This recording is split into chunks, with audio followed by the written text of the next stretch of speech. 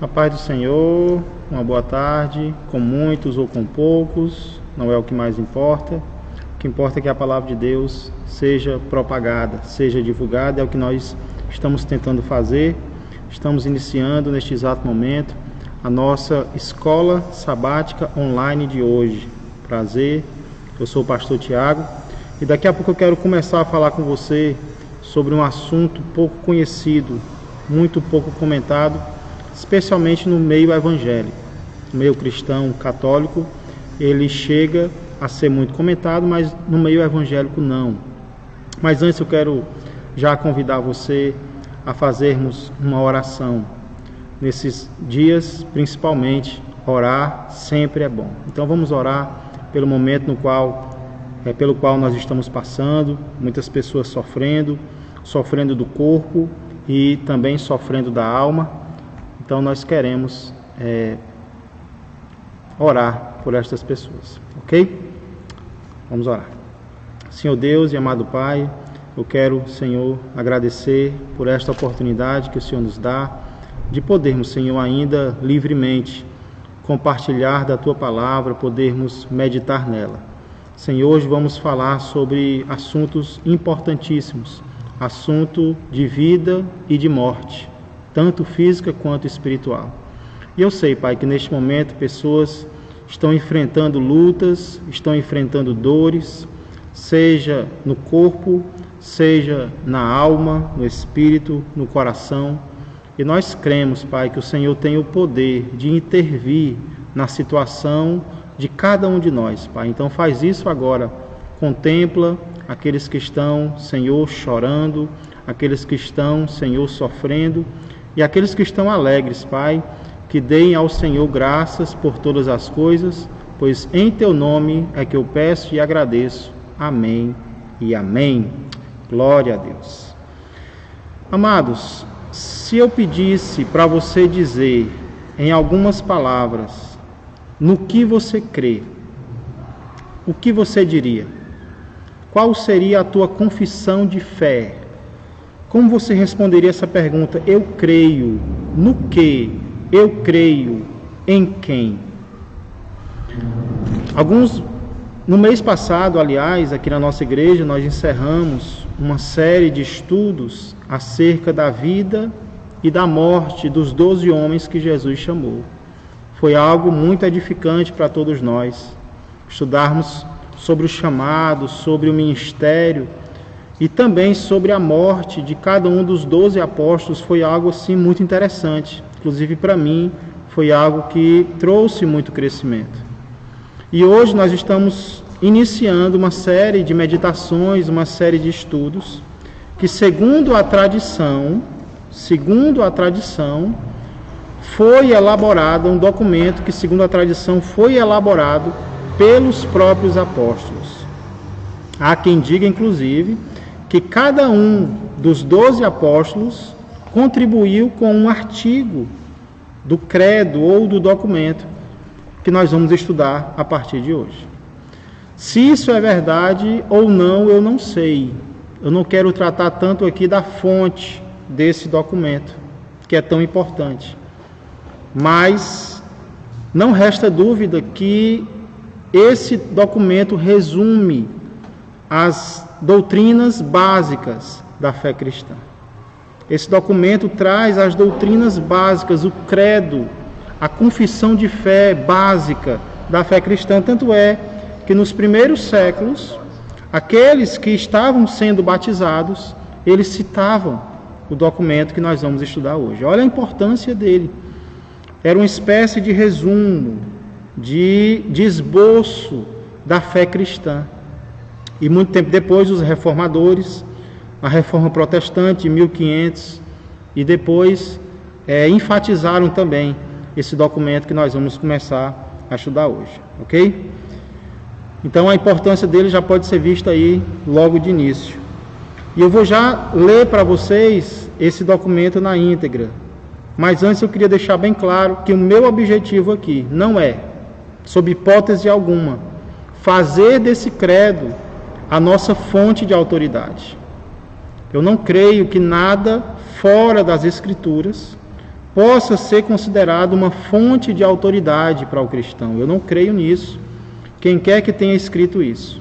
A minha crença, o meu credo, é que a Bíblia é a nossa fonte de autoridade.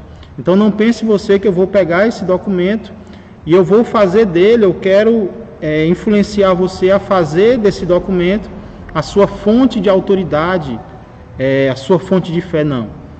O que eu quero fazer é comparar esse documento com a nossa única fonte de autoridade, que se chama Bíblia Sagrada, Palavra de Deus. Eu creio que vai ser um estudo muito interessante, comparar esse documento tido como elaborado pelos apóstolos, pelos próprios apóstolos, e a Palavra de Deus. Eu creio que nós vamos crescer muito ao longo dessas próximas semanas. Eu não sei quantas semanas esse nosso estudo vai durar, mas eu creio que vai durar algumas.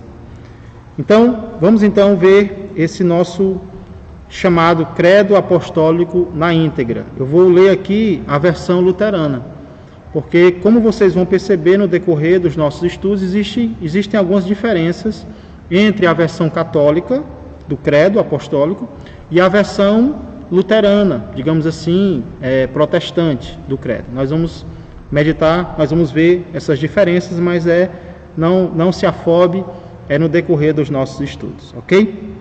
Então, talvez você já ouviu falar sobre ele, não sei se você já estudou, mas com certeza você já ouviu falar sobre o credo. Ele diz assim: creio em Deus Pai, Todo-Poderoso, Criador do céu e da terra, e em Jesus Cristo, seu Filho unigênito, nosso Senhor, o qual foi concebido pelo Espírito Santo, nasceu da Virgem Maria, padeceu sob o poder de Pôncio Pilatos, foi crucificado, morto e sepultado, desceu ao mundo dos mortos, ressuscitou no terceiro dia, subiu ao céu e está sentado à direita de Deus Pai Todo-Poderoso, de onde virá para julgar os vivos e os mortos. Creio no Espírito Santo, na Santa Igreja Cristã, a comunhão dos santos, na remissão dos pecados, na ressurreição do corpo e na vida eterna. Amém. Rapaz, que texto rico, que texto doutrinariamente rico nós temos aqui. Creio que nós seremos muito alimentados por meio dessas palavras, especialmente ao compará-las com a nossa autoridade, a fonte de autoridade de cada um de nós, que é a Palavra de Deus. Eu fiquei até com vontade de repetir esse credo, eu vou fazer novamente, porque é muito bonito, né? É muito bonito. Ele diz assim: creio em Deus Pai. Você já pode ir memorizando, não para repetir sem pensar, mas como um resumo da sua fé. Creio em Deus Pai, Todo-Poderoso, Criador do céu e da terra, e em Jesus Cristo, seu Filho unigênito, nosso Senhor, o qual foi concebido pelo Espírito Santo, nasceu da Virgem Maria, padeceu sob o poder de Pôncio Pilatos, foi crucificado, morto e ressuscitado, desceu ao mundo dos mortos, ressuscitou no terceiro dia, subiu ao céu e está sentado à direita de Deus Pai Todo-Poderoso, de onde virá para julgar os vivos e os mortos. Terceiro artigo do credo: primeiro é sobre o Pai, segundo é sobre o Filho, e o terceiro é: creio no Espírito Santo, na Santa Igreja Cristã, a comunhão dos santos, na remissão dos pecados, na ressurreição do corpo e na vida eterna. E você pode dizer amém? Será que nós podemos dizer amém para essas palavras, para esse resumo, para esse documento? Como eu disse, nós vamos procurar meditar em cada uma das partes desse credo, começando hoje pela primeira palavra, talvez a mais fundamental de todas, que é a palavra creio. Creio. No latim, credo. As pessoas falam cruz, credo, e nem sabem o que significa a palavra credo. Em latim, credo, em português significa eu creio. Eu creio. E eu acho muito interessante, irmãos, o credo, esse documento, iniciar com essas palavras: eu creio, logo no início. Isso mostra a importância da fé nas nossas vidas. Inclusive, eu não sei o que a fé representa para você, mas eu quero compartilhar algumas verdades que eu encontro na palavra de Deus em relação à fé, em relação a crer. Eu espero que isso sirva para fortalecer você. Em primeiro lugar, eu vejo na Bíblia que crer é uma decisão. Crer é uma decisão. Essa é a primeira verdade acerca dessa primeira palavra, creio. Crer é uma decisão, tanto é que existem ordens para crer. Se crer não fosse uma decisão minha, por que a Bíblia me ordenaria ter fé, se eu não pudesse decidir ter fé? Então, ter fé é uma decisão. O que eu estou querendo dizer é que cada um de nós é responsável por ter ou não ter fé. Nós não podemos culpar as outras pessoas. Eu não tenho fé porque não me deram fé. Não, a fé é uma decisão, é uma responsabilidade. Essa é a primeira verdade. Você pode decidir que vai ter fé daqui para frente, porque fé é uma decisão. Que decisão é essa, pastor? Segunda verdade, crer é uma decisão individual. Crer é uma decisão pessoal. É uma decisão que cada um tem que tomar. Cada um de nós tem que tomar. Não, eu não estou negando a possibilidade de influenciar alguém a crer ou a não crer. Eu não estou negando isso. A influência de fato existe. Pessoas podem ser influenciadas a crer, como também pessoas podem ser influenciadas a não crer. Nós vemos isso todos os dias. Porém, a responsabilidade final vai ser de cada um de nós. Deixa eu dar um exemplo. Existem pessoas que são criadas em ambientes de fé. São criadas desde criança, convivem em ambientes de fé. Vão a lugares que pessoas de fé frequentam. São criadas em meio a pessoas de fé. Porém, elas decidem, quando crescem, elas decidem que não vão ter fé. Mesmo tendo sido ensinadas, mesmo tendo sido doutrinadas, mesmo terem lido livros, artigos de fé, quando crescem, tomam a decisão de não ter fé. Por quê? Porque crer é uma decisão individual, é uma decisão de cada um de nós. E o contrário também é verdade, eu tenho visto isso acontecer vez após vez. Pessoas que são criadas em ambientes de incredulidade. Pessoas que são criadas em ambientes de indecência, de pecado, de entrega ao mal. E, quando crescem, decidem ter fé. O que isso prova? Você já viu casos assim de pessoas improváveis, cuja fé era inimaginável. De repente, daquele ambiente, daquela família, daquele contexto, sai um pastor, sai uma pessoa de confiança, uma pessoa que ajuda os outros, sei lá, uma pessoa de fé. O que é isso? É a prova de que crer é uma decisão pessoal. Crer é uma decisão individual. Nós podemos ser influenciados a ter fé ou a não ter fé, mas no final das contas, nós é que vamos tomar a nossa própria decisão. Nós é que vamos decidir o que nós realmente seremos. O apóstolo Paulo, ele fala sobre isso em um dos textos que eu consegui lembrar.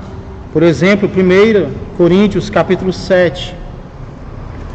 1 Coríntios capítulo 7, versos 12 a 16. Olha que interessante aqui, Paulo cita os dois lados da possibilidade, né? 1 Coríntios 7 fala sobre casamento, sobre família, sobre divórcio. E aí, quando chega no verso 12, Paulo diz assim: aos mais digo eu, não o Senhor, Se algum irmão tem mulher incrédula e esta consente em morar com ele, não a abandone. E a mulher que tem marido incrédulo e este consente em viver com ela, não deixe o marido. Aí ele vai dizer por quê. Verso 14. Porque o marido incrédulo é santificado no convívio da esposa. Olha aí. O marido incrédulo, ele é santificado, ele é influenciado no convívio da esposa. Então você, minha irmã cristã, que tem um marido incrédulo, e esse consente, quer continuar vivendo com você, saiba que se você for uma cristã verdadeira, você vai estar influenciando ele, você vai estar santificando ele, sem ele perceber, você está influenciando ele a fé. Aí ele continua, de outra sorte, os vossos filhos seriam impuros, porém agora são santos. Aí no verso 15 ele diz, mas se o descrente quiser apartar-se, quiser se separar, não quer continuar com a mulher crente, que se aparte. Em tais casos não fica sujeito à servidão, nem o irmão, nem a irmã. Deus vos tem chamado à paz. Então, primeiro ele mostra que existe a influência. Agora olha o verso 16. Por que a mulher cristã deve permitir que o marido incrédulo vá embora, se assim ele o quiser? Paulo vai dizer no verso 16. Pois como sabes, ó mulher, se salvarás teu marido? Ou como sabes, ó marido, se salvarás tua mulher? Então Paulo aqui não dá nenhuma garantia, ao contrário do que muitos pensam. Paulo aqui não dá nenhuma garantia de que o incrédulo que convive com o descrente vai se converter.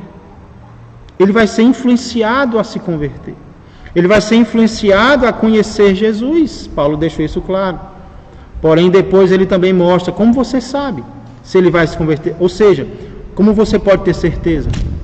No final das contas, ele vai decidir. Ela vai decidir. Então, perceba, crer é uma decisão e é uma decisão pessoal, individual.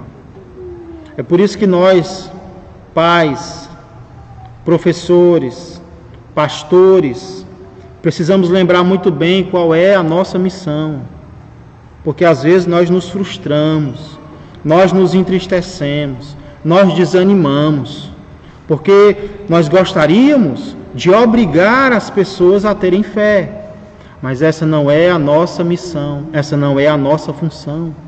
Qual é a nossa função? Não é criar fé nas pessoas, é influenciá-las a fé.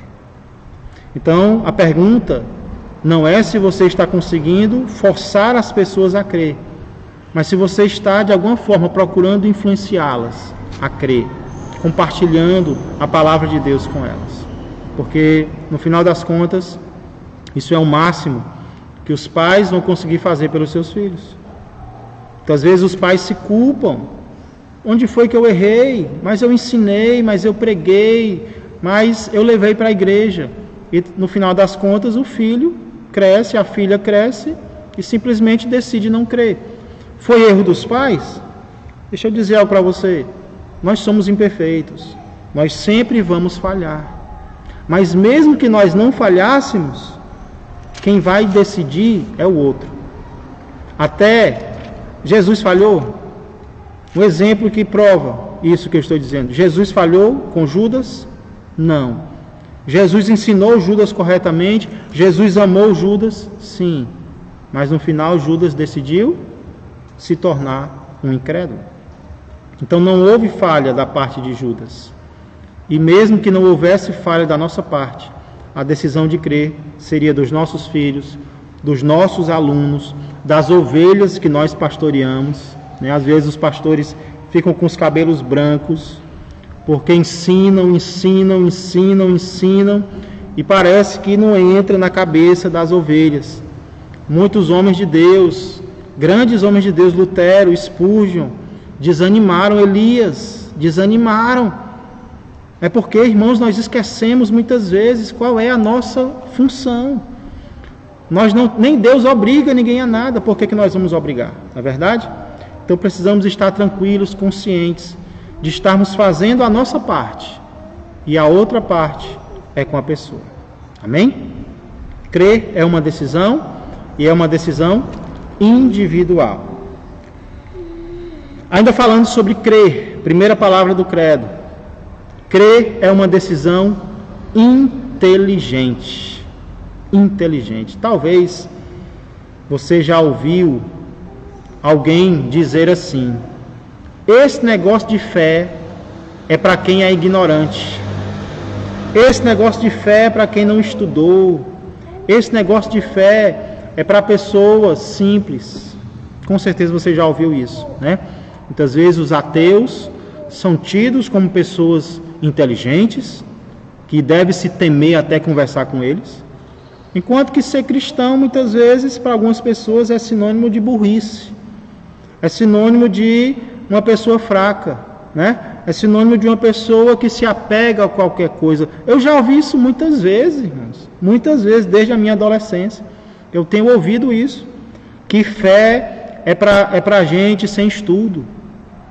E se você prestar atenção, muitas vezes, as nossas igrejas são ocupadas por pessoas simples mesmo, pessoas simples materialmente, mas muitas vezes o motivo é porque os ricos, os poderosos não querem abrir o coração para Jesus, né? Não estou falando de todos, não é uma regra geral, mas muitas vezes é assim. Então existe esse mito, né? Existe esse mito de que quem crê porque não tem inteligência, não tem intelecto. Quem é inteligente vira ateu. Ei, isso é um mito.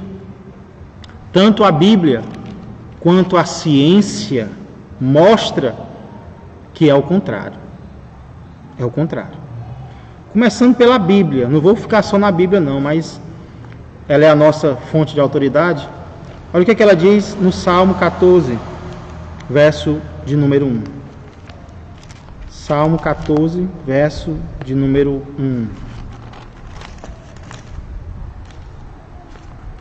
Próximo estudo, a Suiane vai me ajudar aqui com as referências, tá bom, Suiane? Estou colocando. Está colocando aí? Glória a Deus. Não precisa nem pedir, já estava colocando. Salmo 14 e 1. Olha o que diz a palavra de Deus, Salmo de Davi. Diz um insensato no seu coração: não há Deus. Quem é que diz no seu coração que não há Deus? É o inteligente, é o sábio? Não. É o insensato. É o insensato. Então a Bíblia mostra claramente isso. Salomão foi um dos homens mais sábios que já existiu e era crente em Jesus. Mas aí alguém diz: ah, pastor, é muito fácil usar a Bíblia para provar o seu ponto, né? Claro que a Bíblia vai favorecer, vai dizer que quem tem fé é inteligente, quem não tem é estúpido, é insensato. É claro. Mas não é só a Bíblia, não. Os cientistas também. Eu tenho ouvido falar que ciência e fé não podem se unir. Não é isso? Todos os cientistas, eles desprezam a Bíblia. Quem disse isso? Eu vou citar agora algumas referências, algumas palavras de cientistas acerca da fé. São apenas algumas, certo? Só 10 citações eu vou fazer agora, tá bom? Eu vou dizer a fonte para você. Primeira citação: um pouco de filosofia inclina a mente humana para o ateísmo, mas o aprofundamento na filosofia reaproxima a mente humana da religião. Se você estudar um pouco, você pode virar um ateu. É o que mais ou menos está sendo dito aqui. Mas se você estudar muito filosofia, se você estudar profundamente, isso vai te reaproximar da religião. Quem disse isso? Francis Bacon, fundador do método científico moderno. O homem não era fraco, não. Segundo, Blaise Pascal, matemático famoso, disse o seguinte: fogo, Deus de Abraão, de Isaac e de Jacó, e não dos filósofos e sábios. Deus de Jesus Cristo, que eu nunca mais me separe dele eternamente. Glória a Deus. Mary Mitchell, primeira astrônoma norte-americana e primeira mulher a ser nomeada para a Academia de Artes e Ciências, disse o seguinte: as investigações científicas revelam novas maneiras com as quais Deus trabalha e nos trazem revelações mais profundas do totalmente desconhecido. As investigações científicas revelam novas maneiras com as quais Deus trabalha. Ou seja, a ciência revela Deus. A verdadeira ciência revela Deus. Louis Pasteur, um dos fundadores da microbiologia, criador da pasteurização, importante até hoje, ele disse o seguinte: quanto mais eu estudo a natureza, mais me maravilho com a obra do Criador. Existem cientistas ateus? Existem cientistas que não creem? Existem. Mas eu não posso dizer que todo cientista é ateu. Estou citando aqui alguns cientistas que criam em Deus, que tinham fé em Deus. Carlos Chagas Filho, presidente da Academia Brasileira de Ciências e da Pontifícia Academia de Ciências. Estou procurando mostrar que não há incompatibilidade entre a verdade científica e a revelação. São duas coisas que tratam de espaços diferentes. Uma trata da realidade da vida, a outra trata do transcendental, que está além daquilo que nós vemos. Então, ela é bem clara em dizer, ele, Carlos Chagas Filho, que não há incompatibilidade entre a verdade científica e a revelação, a palavra de Deus.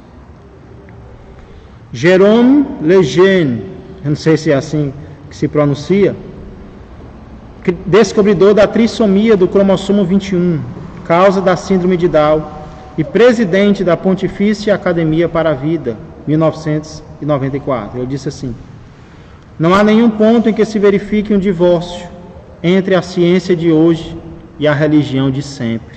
Olha como é que ele chama a religião de sempre. Não há nenhuma questão de fé sobre a qual a ciência possa afirmar algo, e quanto mais nos surpreender, já que sabemos de antemão que não pode existir incompatibilidade alguma entre o objeto da religião e da ciência, entre a verdade e o verificável. Mais um que diz que não existe separação entre ciência e fé. Werner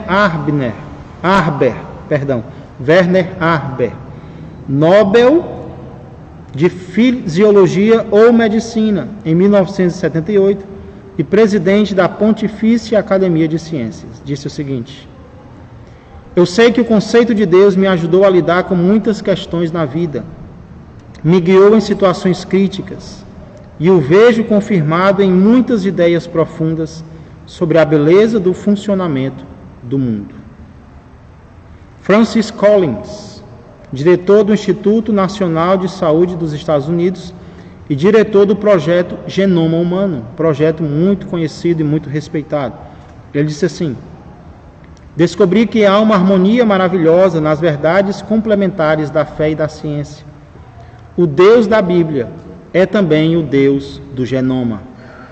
Deus pode ser encontrado na catedral e no laboratório. Olha que coisa linda. Deus pode ser encontrado no templo, mas também pode ser encontrado no laboratório. Investigando a criação incrível e majestosa de Deus, a ciência pode, na verdade, ser uma forma de louvor. Que coisa maravilhosa! A ciência pode ser uma forma de louvor. Glória a Deus. Eu estava lembrando aqui de um cientista formado na Universidade Bob Jones, dos Estados Unidos. Ele era cientista, mas também era cristão. E ele trazia palestras para nós, ali no seminário no qual eu estudava. E na igreja dele, ele era professor de escola dominical. Olha que interessante, né? Professor de escola dominical, um doutor. Escritor de livros, eu tenho livros dele. Ia para as universidades aqui do meu estado falar sobre o criacionismo. Um homem profundamente conhecedor da ciência, mas um crente em Jesus Cristo. Glória a Deus. Fabiola Gianotti, diretora-geral do CERN, Organização Europeia para a Pesquisa Nuclear. É a fraca. Não vejo nenhuma contradição entre ciência e fé. Pertencem a duas esferas diferentes. Nós, cientistas, seríamos muito ambiciosos e arrogantes se imaginássemos que podemos explicar a origem do mundo. De fato. Para concluir, William Daniel Phillips, Nobel de Física, em 1997. Eu amei a citação deste homem. Ele diz assim: muitos cientistas são também pessoas com uma fé religiosa bastante convencional. Ele confessa a sua fé. Eu, um físico, sou um exemplo. Creio em Deus como Criador e como amigo. Creio em Nobel de Física, em 1997. Creio em Deus como Criador e como amigo. Isto é, creio que Deus é pessoal e interage conosco. Não é aquele Deus distante, que deu corda no mundo e depois se ausentou, não. É um Deus pessoal, é um Deus que interage, é o Deus que é amigo, é o Deus que escuta as nossas orações. Isso serve para você, talvez jovem, que está na faculdade, na universidade, e no seu grupo de amigos há pessoas que não creem, e às vezes você fica até com vergonha de expressar, porque você não quer parecer uma pessoa inferior a eles. Pois saiba que o crente ele não é inferior no entendimento a ninguém, muito pelo contrário. A verdadeira sabedoria é o temor do Senhor, né? É o temor do nosso Deus. Amém? Isso nos leva então à quarta verdade acerca da fé. Primeira palavra do credo. Crer é uma decisão pública. É uma decisão que precisa ser publicada. Se tem algo que não deve ficar no oculto, se tem algo que não deve ficar escondido, é a nossa fé. Não deve, não pode. Eu sei que a fé começa no coração, claro, tem que começar. Mas ela não pode ficar só no coração. A nossa fé tem que se expressar. O que é o credo? É alguém dizendo, eu creio. É alguém expressando, é alguém publicando a sua fé. Eu creio nisso e eu não tenho vergonha de dizer no que eu creio. Se foram os apóstolos, os elaboradores, tudo bem. Se foram outros posteriores a ele, amém. Mas alguém que elaborou o credo, ou que desenvolveu, foi alguém que, de fato, estava publicando a sua fé. A nossa fé tem que ser pública, tem que ser publicada. Nós não podemos ter medo de dizer no que nós cremos. Nós cremos, por isso falamos. Não é assim que diz a palavra? Nós cremos, por isso expressamos. Se nós cremos em algo, nós temos que dizer aquilo no que nós cremos. Talvez o texto clássico sobre isso é do apóstolo Paulo, que se encontra em Romanos capítulo 10, versos 9 e 10. Romanos 10, 9 e 10 mostra claramente que a fé, ela começa no coração, mas ela não pode ficar só no coração, né? Creio que vocês conhecem o texto. E ele vai dizer assim, Romanos 10, 9 e 10. Se com a tua boca confessares Jesus como Senhor, e em teu coração creres que Deus o ressuscitou dentre os mortos, serás salvo. Por quê? Porque com o coração se crê para a justiça e com a boca se confessa a respeito da salvação. Então, são duas asas do mesmo avião. Tem que ter as duas, tem que ter a fé no coração e tem que ter a confissão na boca. Crente 007 é um mito, não existe. Crente que tem medo de se expressar, ele vai lutar. Ele vai lutar contra o medo, mas ele vai ter que vencer. Porque ele não pode ser vencido pelo medo, ele tem que confessar. A fé tem que ser algo público. Ora, se pessoas no mundo muçulmano, quando se convertem, dizem, né, para os seus pais, estão dispostos a perder a própria vida, que dirá nós? Nós que vivemos em um país livre, onde a religião é livre, o Estado é laico, aí é que nós devemos confessar mesmo, ter coragem de dizer. Então eu queria perguntar, você tem confessado a tua fé ou tem procurado esconder a tua fé. Você crê em algo e você diz aquilo no que você crê, ou você tem procurado esconder isso? A vontade de Deus é que expressemos a nossa fé. Glória a Deus. Quinta verdade sobre a fé, sobre crer. Crer é uma decisão essencial. Estamos vendo que crer é uma decisão. De que tipo de decisão? Individual, inteligente, pública. E agora eu queria deixar bem claro que crer é uma decisão fundamental. O que eu estou querendo dizer é que crer não é uma decisão sem importância, uma decisão que pode ficar por último, não. Tanto é que o credo apostólico inicia com essa palavra: eu creio. Por quê? Porque crer é algo inicial. Crer é algo fundamental. Crer é algo essencial. Aquele escritor famoso, William Shakespeare, disse a famosa frase, escreveu a famosa frase: ser ou não ser, eis a questão. Eu mudaria essa frase, tem uma mais importante do que ela. Qual é, pastor? Crer ou não crer, eis a questão. Eis a questão essencial da vida. É se nós cremos ou se nós não cremos. Ser é importante, mas entenda que o ser é consequência do crer. Nós somos aquilo que cremos. Nós nos tornamos aquilo no que cremos. Ou seja, o que nós somos é consequência da nossa crença. Então, o que é mais básico na nossa vida é a fé. É a nossa fé. É como às vezes dizemos: tirem tudo de mim. Podem tirar tudo de mim, só não tirem a minha fé. Eu posso perder tudo, mas eu não posso perder a minha fé. Por quê?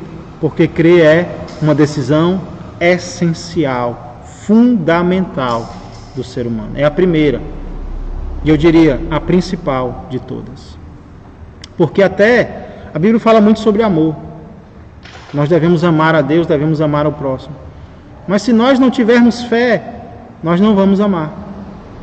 Só vai amar quem tiver fé. Só vai perdoar quem tiver fé que perdão é algo correto. Só vai fazer caridade, no bom sentido, ajudar o próximo, quem tiver fé.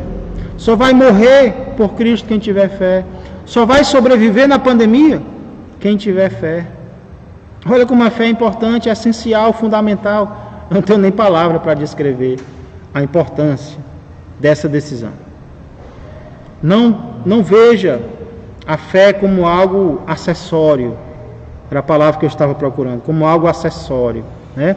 Se der tempo eu creio, se der certo eu creio. Não. Crer é o principal, é aquilo no que você deve se preocupar mais. É crer, é ter fé. Amém?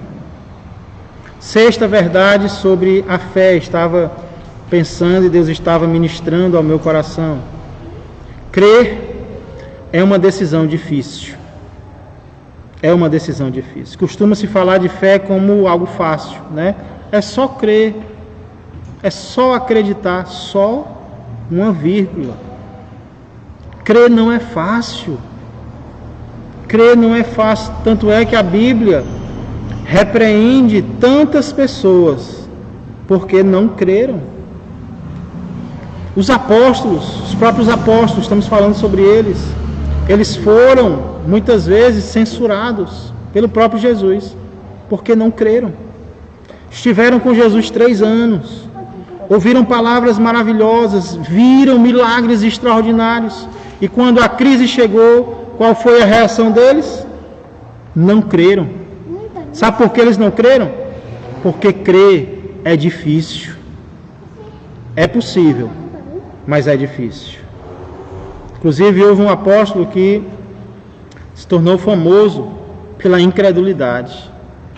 Porque disseram: meu Jesus ressuscitou. Ele disse: eu só acredito vendo.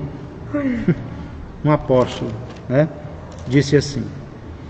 Então é uma decisão difícil, por isso merece a nossa atenção. eu devo olhar para a minha fé e ver se ela está crescendo ou não, se eu estou tendo ou não. Não é algo que vai acontecer automaticamente, é isso que eu estou querendo dizer. É algo difícil, é algo que tem que ser nutrido, a nossa fé precisa ser alimentada. Pois bem, para concluir, crer é uma decisão, embora seja difícil, é uma decisão recompensadora. É uma decisão que vai trazer recompensas para nós. Vamos lá para João, o Evangelho de João, capítulo 11. Eu poderia escolher inúmeros textos sobre a recompensa da fé, mas esse foi o primeiro que me veio à mente. João, Evangelho de João, capítulo 11. Episódio no qual o amigo de Jesus, Lázaro, morre. E Jesus vai visitá-lo depois de morto. E em alguns diálogos, em 2 diálogos, ele diz o seguinte. Primeiro diálogo, João 11, 25 e 26. Primeira demonstração da recompensa da fé, ele diz: disse-lhe Jesus: eu sou a ressurreição e a vida. Quem crê em mim, ainda que morra, viverá. E todo que vive e crê em mim, não morrerá eternamente. Crês isto? Que texto maravilhoso, irmãos. Aqui Jesus disse que Ele é a ressurreição e a vida. Quem crê nele, olha, o que vai acontecer? Ainda que morra, viverá. Ainda que experimente a morte, não permanecerá morto. Não permanecerá morto. Aí ele diz: e todo que vive e crê em mim não morrerá eternamente. A morte vai ser passageira. Aleluia! A morte vai ser passageira para quem creu em Jesus durante a sua vida. Ele vai experimentar a morte, mas ele não vai permanecer na morte. E aí no final ele ainda pergunta: você crê nisso? Você acredita nisso? E aí depois ele diz, exatamente como lá está escrevendo agora, verso 40. Respondeu-lhe Jesus: não te disse eu que se creres, verás a glória de Deus? Lá no 25 e 26, quem crê não morre eternamente. E aqui ele diz: quem crê vai ver o quê? A glória de Deus. Não são todos, somente aqueles que crerem. Glória a Deus. Glória a Deus. Próximo sábado, vamos dar continuidade ao nosso estudo no Credo. Nós cremos, essa foi a primeira palavra que nós estudamos hoje, mas nós cremos em quê? Ou melhor, nós cremos em quem? Vamos descobrir em quem nós cremos, vamos crescer na fé, próximo sábado, se Deus quiser. Mas antes, eu queria encerrar perguntando, falamos muito sobre ela hoje, e vale a pena perguntar: como está a tua fé? Como está a tua fé hoje? Em dias tão difíceis como estes que temos vivido. Será que a tua fé está diminuindo? Será que a tua fé está murchando, mirrando, como a de muitos? De fato, muitos estão perdendo a fé ou enfraquecendo na fé. Não estão dando importância a isso, a essa parte tão essencial da nossa vida, a mais fundamental de todas. Mas que esse não seja o meu caso, que esse não seja o teu caso. Que a nossa fé não esteja apenas se mantendo, mas que ela esteja crescendo, que ela esteja aumentando cada vez mais. E como é que ela aumenta? Palavra de Deus, meditações, buscando a Deus, a presença de Deus, na natureza, na revelação escrita na palavra, na comunhão com Deus, comunhão com os irmãos.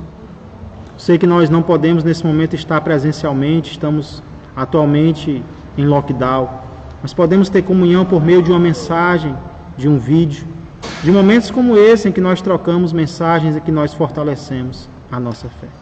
Então que Deus nos ajude, que não mantenhamos a fé apenas que ela não diminua, mas que a nossa fé cresça mais e mais, em nome de Jesus.